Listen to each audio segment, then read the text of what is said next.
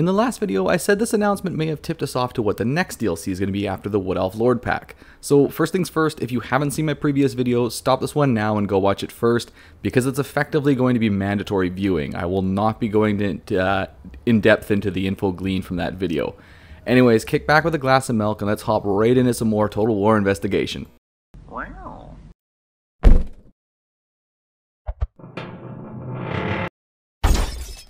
So for the briefest of recaps for those of you who have already watched, the current DLC announcement sure looks a lot like Wood Elves versus Skaven, specifically whoever they're picking is the Wood Elf DLC Lord versus Throt, with Ariel as the free LC.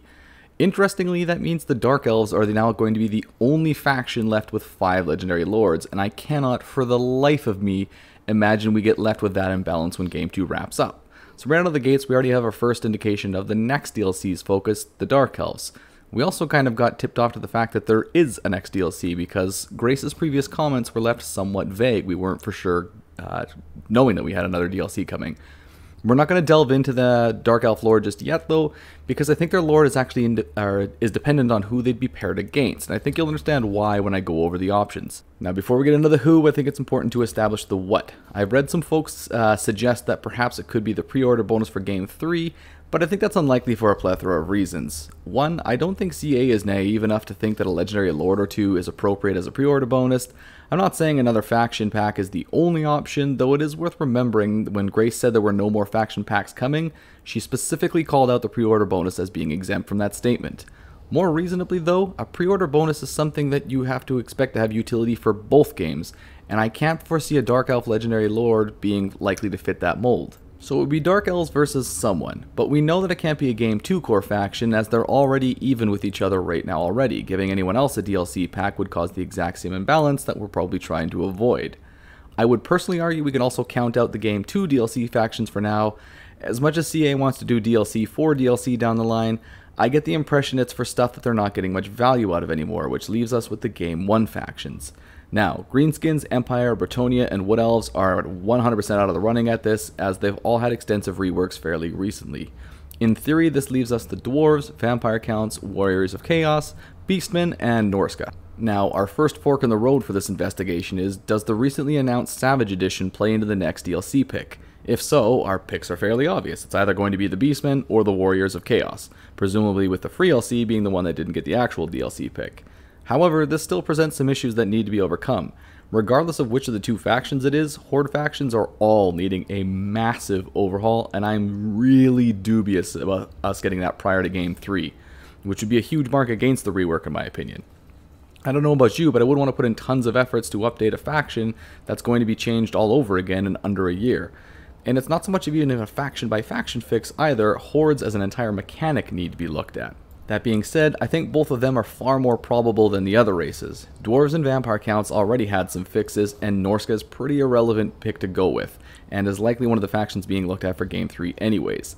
The Dwarves and Vampire Counts, as mentioned, have already been updated previously, and even if those updates were small, they were both already far more playable than the Beastmen.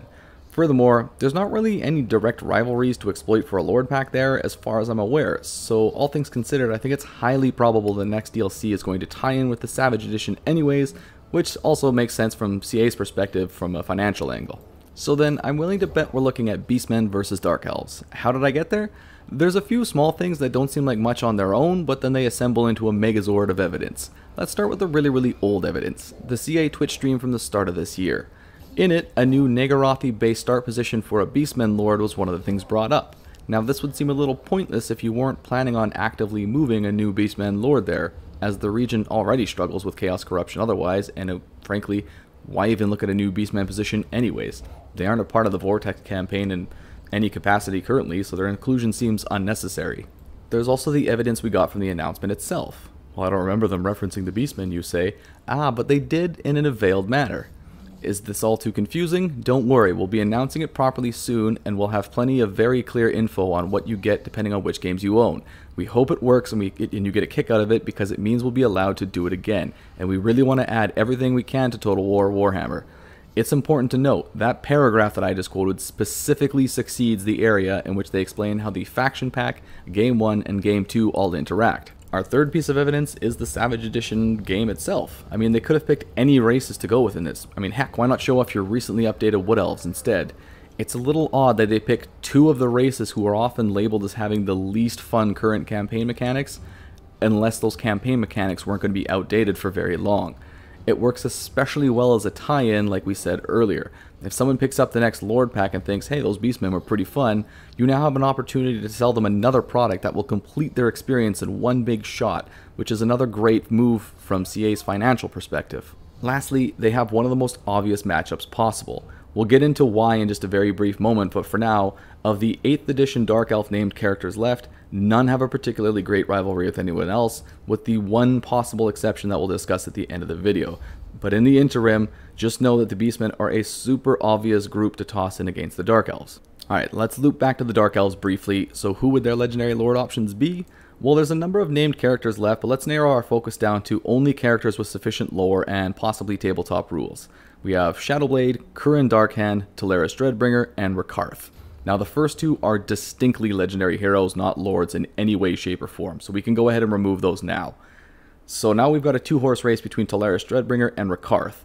The former is the captain of the Harganeth Executioners and was demoted to a hero in 8th edition, but is pretty well known to essentially give orders and make his own decisions, so he remains a potential legendary lord option.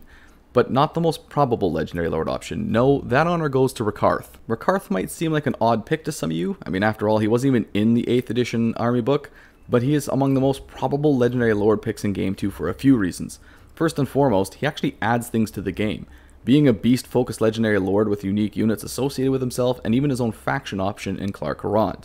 We'll dive into those momentarily, but there's even more stuff to get through first. Rakarth has a decent amount of lore, custom mounts and items, and would make for an extremely obvious pairing against the Beastmen, being utterly focused on breaking the will of beast and controlling them. And against the earlier referenced Beastman's starting position, he's far enough away without being frustratingly far to make such a showdown entertaining, essentially being tucked in between the Cult of Pleasure and Nagaryth. Rakarth himself would essentially play like a named High Beastmaster, armed with the Whip of Agony, a cruel lash that can send even the most fearsome beast fleeing, the Armor of Fortune, full-plate armor that has always kept Rakarth himself quite fortunate, and an enchanted shield which is, well, I mean, it's an enchanted shield. He also has access to a unique black dragon named Ragash, which, yes, I know we are already swimming in black dragon mounts for legendary lords, but unlike with Loki or Felhard, it's actually appropriate here. What you might not know is just how much stuff could be easily added to the Dark Elf roster, and specifically stuff that's appropriate for Rakarth. Now I'll proceed this section by saying I would have loved to have put Beastmasters into his DLC rather than Malice's, but that ship's already sailed and I don't think there's any need for even more Lord or Hero options now anyway, so we'll stick exclusively to units with him. But speaking of units, let's start with his own unique creation first, Spellthirster Hydras. These were specifically created when his force of 9 Hydras were whittled down to just 3 in a battle against some Aesir mages.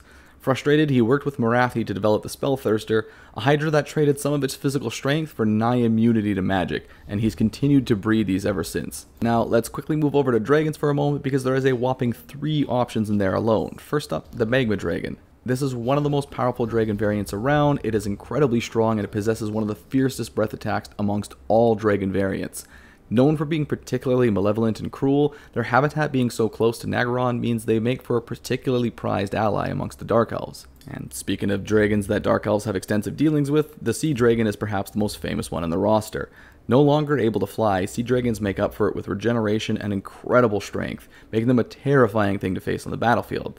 Last on our list, however, Nightmare Dragons can be considered an evil version of Carmine Dragons, both of those two being saturated with Shayes magic. In the Nightmare Dragon's case, however, it has become extreme, and some people consider them not to be living dragons at all, but rather amethyst magic given corporeal form. They are bigger, more fearsome, and have a stronger breath attack. They outperform black dragons in literally every single metric, so they would need to be pretty harshly limited in campaign. But dragons are not the only beasts that remain. Gargantuans are huge serpents plucked from the abyss itself by enterprising fleet masters, growing to hundreds of feet long as adults and able to eat a man whole from even a young age. There's also a giant lizard, which is a giant, lizard, that kills its prey by infecting them with poison and simply waiting them out, essentially acting like a fantasy version of the real-life Komodo dragon. Rakarth's campaign then could be a bit of a monster hunt, kind of akin to the Norskin hunts that eventually culminates in a boss battle against the Beastmen to gain control of Omdra the Dread, the biggest, most powerful nightmare dragon to have ever stalked the world. Controlling Omdra would ensure that Rakarth became the most powerful military force in the world from that point forward, giving him a vaguely vampirate-esque campaign experience. Let's look at the Beastmen now though, and while the knee-jerk response for their legendary Lord pick might be the infamous Thorax or Moonclaw, I think a more appropriate fit for the Lord pack is better here. There's two what I've considered for this particular pairing, Ragash and Ungrel Fourhorn. We've discussed Ungrel many times on this channel, so I won't get too far into their story here, but they are effectively in exile. They're hated by both the Beastmen and humanity alike. So having him up in Nagaroth away from all of his own kin makes a ton of sense to me here. The other option was Ragash. He's a massive dune bull known for killing and consuming an entire village in a night, hanging the corpses of any that he couldn't eat as a grisly beacon of his accomplishments. However, as much as a giant dune bull would pair fairly nicely in a beast versus beastmaster perspective, his lore puts him squarely in the old world, and northeast in the old world at that, and having him hunt for Omdra doesn't really make any sense, so we're going to go forward with Ungrel Fourhorn for this point forward. So for units, Ungrel actually has too many units to pick from, as do the Beastmen at large, to be honest. I'll list them all at first, and then we'll get into which ones make more sense for this DLC and why.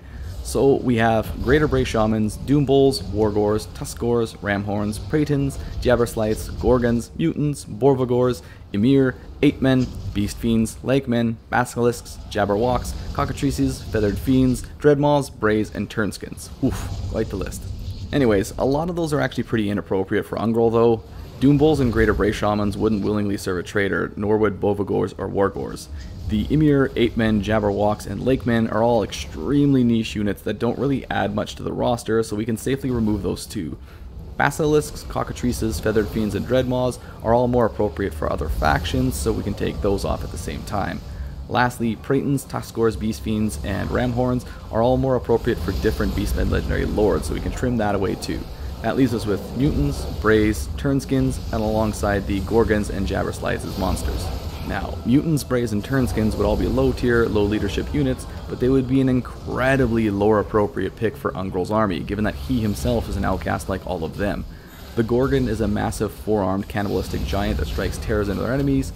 They're not really a lore appropriate pick, however there's a reason they're among the most requested units from CA ever, and why there was so much excitement when a modder finally got them working. I think CA would be naive to not include them.